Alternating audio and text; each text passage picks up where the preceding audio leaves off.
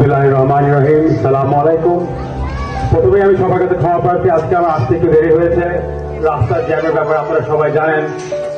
ঢাকা শহরে চলাফেরা করাটা তো সহজ না। ঢাকা শহরে চলাফেরার কথা যদি আমরা বলি, আমরা যারা এখানে সফরে আছে, আমাদের যদি চলাফেরা করতে কষ্ট হয়, আমাদের প্রতিবন্ধী ভাই বোনদের কি পরিমাণ চ্যালেঞ্জ উপেক্ষা করে ডেইলি আমাদের চলাফেরা করতে হয়, এটা আমরা সবাই জানি। আমাদের ফুটপাতে উঠার মতন র্যাম্পের ব্যবস্থা নাই। আপনি একটি শপিং মলে যাবেন, একটি হসপিটালে যাবেন, সরকারি কোনো ভবনে যাবেন, ওখানে আপনাকে সিঁড়ি বেয়ে উঠতে হবে। আজকে আমরা আপনাদেরকে হুইল চেয়ার যদি বিতরণ করি, এই হুইল চেয়ারগুলো ব্যবহার করার জন্য আমাদের দেশে সুযোগ ব্যবস্থা করা নাই।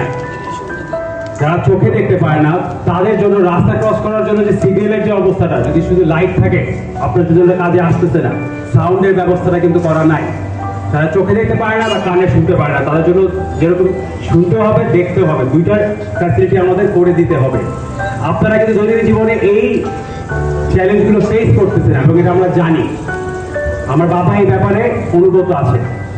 আমরা বিদেশে দেখে আসি যে আমাদের যারা প্রতিবন্ধী ভাই বোনদের জন্য অনেক রকমের ফ্যাসিলিটি করা হয়। আমাদের দেশ সেই দিকে অনেক পিছিয়ে আছে। আমাদের যদি চলাফেরা করতে কষ্ট হয়, আপনাদের তো আরো হাজার গুণ বেশি কষ্ট হয়।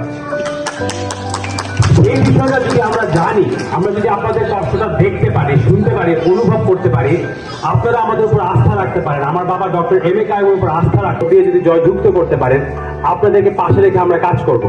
আজকে আমি লিয়াকত ভাইকে আমার নাম্বার দিয়ে গেলাম, কারণ আছে আপনাদের জন্য, এবং মিলে আমরা একসাথে আপনাদের জন্য কাজ করতে চাই। আপনারা আমাদের সোসাইটির একটি অংশ। এই সমস্যাগুলো আমাদের সমাধান করতে হবে আপনাদের জন্য। ইনশাআল্লাহ আপনাদেরকে একসাথে নিয়ে আমরা আগামীতে নতুন একটি বাংলাদেশ যদি গড়ে তুলতে পারি, আপনাদের এই সমস্যাগুলো আর ফেস করতে হবে না ইনশাআল্লাহ।